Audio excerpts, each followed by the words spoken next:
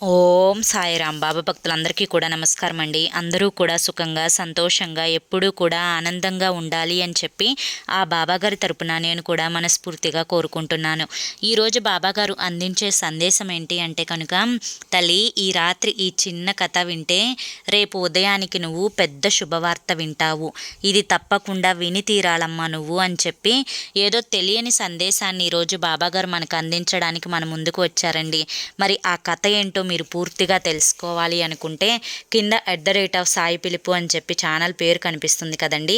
ఆ పేరు కింద ఉన్న ప్లే బటన్ని కానీ టైటిల్ని కానీ క్లిక్ చేస్తే మీకోసం బాబాగారు చెప్పాలి అనుకుంటున్న ఫుల్ వీడియో, అంటే ఆ కథ ఉన్న యొక్క వీడియో అనేది ఓపెన్ అవుతుంది.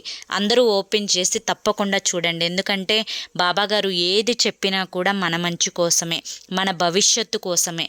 కాబట్టి ఆ కథ అందరూ వినాలి. తప్పకుండా ఓపెన్ చేసి చూడండి.